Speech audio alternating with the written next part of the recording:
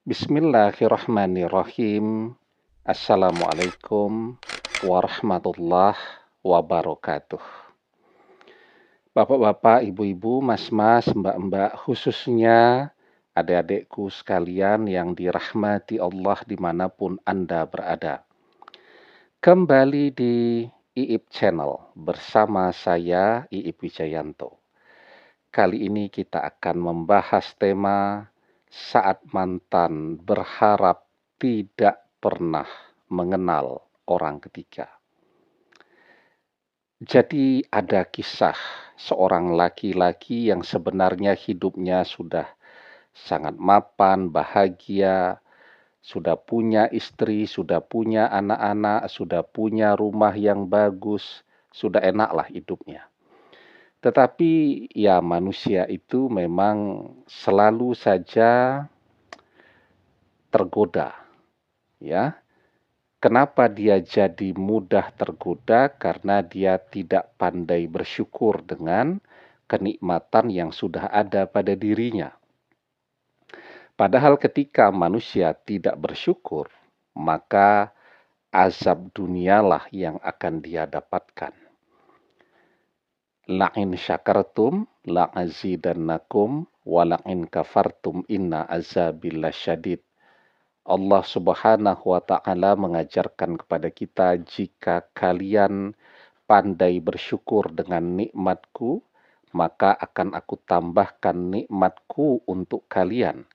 Tetapi jika kalian tidak pandai bersyukur, maka sesungguhnya azabku sangat pedih, ya. Dan inilah yang terjadi pada si laki-laki ini tadi. Jadi dia tidak pandai bersyukur dengan nikmat istri yang baik, ya. Kemudian anak-anak yang baik, sehat dan pintar begitu. Dan dia jatuh cinta kepada seorang janda yang masih muda, punya seorang anak laki-laki yang masih kecil. Masih batita di bawah 3 tahun, ya. Artinya janda ini betul-betul masih muda. Mulailah dia ngejar-ngejar si janda tadi, dan dengan segala pesona yang ada pada diri dia, dengan mudah bisa dia dapatkan. Tidak sampai 2 minggu, dia sudah bisa mendapatkan, dan kemudian mereka menikah secara siri. Begitu selesai menikah, baru dia kasih tahu kepada istrinya bahwa dia sudah menikah, bahwa dia sudah berpoligami, dan seterusnya. Ngasih tahu kepada istri pertamanya. Awalnya ya tentu istri pertamanya oke-oke saja, ya. Ya menerima begitu, walaupun mungkin agak-agak terpaksa sedikit kan. Tetapi kan istrinya tidak sendirian, ya. Jadi dia lupa tuh bahwa rumah yang dia tempati, biarpun kelihatan oke banget, ya, itu lahannya adalah warisan dari mertuanya. Dia lupa bahwa istrinya di sana tidak sendirian. Di sekelilingnya tetangga-tetangganya itu masih saudara istrinya semua. Ya sudah, istrinya dikompori terus oleh saudara-saudaranya, oleh paman-pamannya, oleh bule-bulenya, oleh kakak-kakaknya, agar bercerai dengan si laki-laki ini. Laki-laki yang sedang kasmaran ini kan jadi tidak ingat untuk memperkuat istrinya tadi dari bisikan-bisikan keluarganya, karena dia betul-betul sedang larut, sedang hanyut dalam cinta bersama istri mudanya tadi.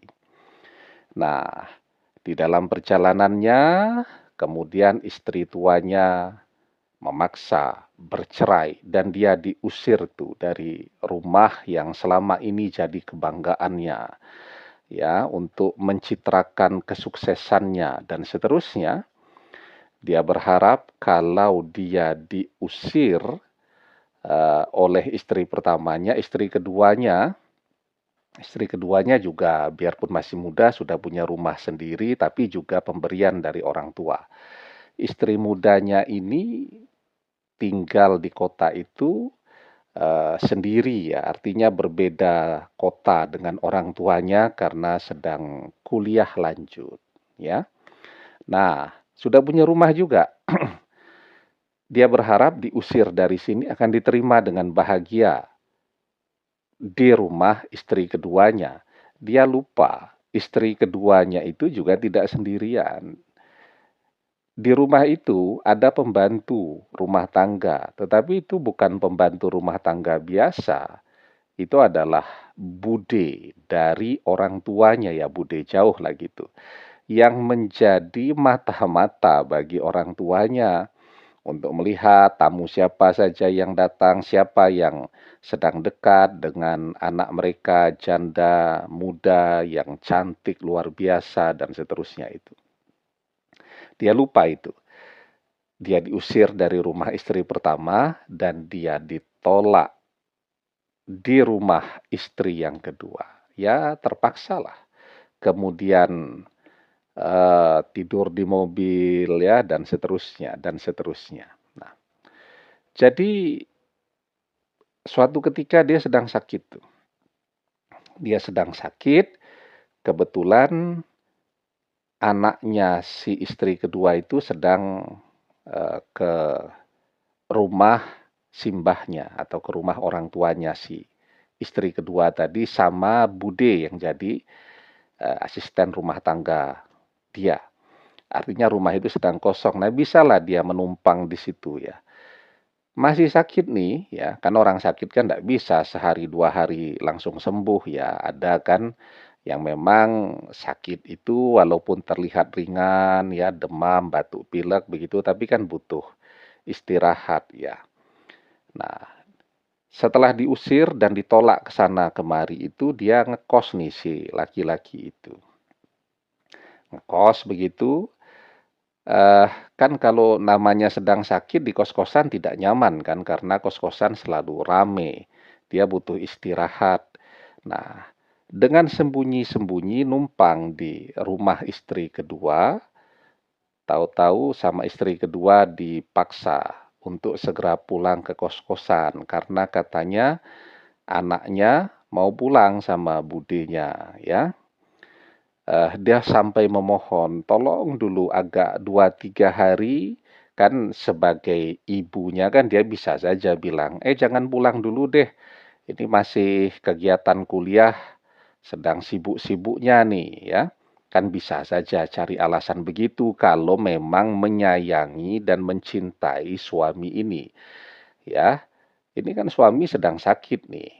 Kok kemudian malah dipaksa untuk balik ke kos-kosan, bukannya dirawat, bukannya dijaga, disuapi makanan dan seterusnya. Kebayang nih kalau pernikahan sampai tua jadinya seperti apa. Ini masih muda ini. Si suami ya, manusiawi kalau sesekali orang itu sakit, itu pun diusir ya. Coba kalau dia sudah tua, sakit-sakitan namanya orang tua. Wah, itu bisa diusir juga tuh. Dan lebih kasihan lagi kan kalau sudah tua. Nah, diusirlah ya, walaupun dia sudah memohon karena memang dia merasakan badannya betul-betul tidak stabil ya. Kan namanya seperti orang demam itu kan eh, ketika tubuh itu memberikan respon ya, daya tahan tubuh itu kan badan itu kan jadi pegelnya luar biasa dan memang betul-betul butuh istirahat di tempat istirahat yang nyaman dan tenang ya. Pokoknya tidak bisa kata istrinya karena anaknya eh, mau pulang bersama budenya karena anaknya itu sudah mulai mau sekolah katanya beberapa hari lagi. Lah kalau sekolahnya itu seperti kuliah begitu ya oke lah, tapi itu kan sekolah cuman playgroup ya. Kalau playgroup kan ya bolos-bolos 2 3 hari kan enggak apa-apa, beda dengan kalau mahasiswa ada ospeknya dan seterusnya. Ini kan cuman sekolah di playgroup dan ini kan suami yang sedang sakit. Ya diusir itu. Jadi sampai dia sampai ke kos-kosan itu naik sepeda motor sendiri itu mungkin jarak 10 meter harus berhenti karena merasa gelap begitu ya. Tulang-tulang rusuknya itu rasanya sakit semua tuh, kena angin di jalanan itu, badannya rasanya tipis banget itu. 10 meter dapat lagi harus, berhenti ya, kemudian merasakan mual ya, muntah dan seterusnya, ya. Sampai ke kos-kosan, ya istri keduanya tidak peduli ya, dan ceritanya seperti biasa, mudah ditebak ya. Beberapa bulan kemudian dia dipaksa bercerai dengan istri pertama, istri keduanya pun eh, keluarganya, orang tuanya, ibunya tahu, kemudian juga memaksa si laki-laki ini untuk menceraikan anak mereka. Jadi apa yang ada di dalam benak si laki-laki itu ya? Ya penyesalan ya. Dia menyesal tidak pandai bersyukur dengan sudah punya satu orang istri yang baik, segala kebutuhannya tercukupi ya, dan seterusnya, malah masih mau satu istri lagi. Yang ujung-ujungnya membuat dia tidak punya apa-apa. Anak-anaknya jadi memusuhi dia ya. Kemudian keluarganya pun tidak respect dengan pilihan hidupnya tadi dan istri kedua pun eh, pergi dari kehidupan dia. Dia berharap ya jika saja dia tidak pernah ketemu dengan istri keduanya itu maka hidupnya akan baik-baik saja. Nah, ada begitu banyak orang ya, termasuk mantan itu yang ketika dia menjalani hidup bersama orang ketiga, di dalam benaknya itu, jika saja dia tidak pernah ketemu orang ketiga dan dia masih tetap bersama kita, maka hidupnya akan baik-baik saja. Nah, jadi manusia itu rasa tidak pernah puas, rasa tidak pernah bersyukur itulah yang kemudian akan menghancurkan hidupnya sendiri. Ya, jadi kita itu sering ya, saya ilustrasikan seperti halnya orang minum air laut yang tambah diminum akan tambah haus. Seperti halnya orang makan makanan berkuah yang rasanya asin, biarpun kuah itu adalah air, tetapi diminum ketika kita makan itu kan kita telan begitu, tidak menghilangkan rasa haus dan dahaga yang ada, eh, kita tambah haus, makanya selesai makan kita butuh minum air putih, minum es teh, minum es jeruk, dan seterusnya. Dunia itu kalau diikuti tidak akan pernah ada kata puasnya, dan rasa tidak puas itulah sumber azab dunia bagi setiap manusia. Demikian, semoga bermanfaat. Wallahu a'lam bissawab, billahi taufik wal hidayah. Assalamualaikum warahmatullahi wabarakatuh.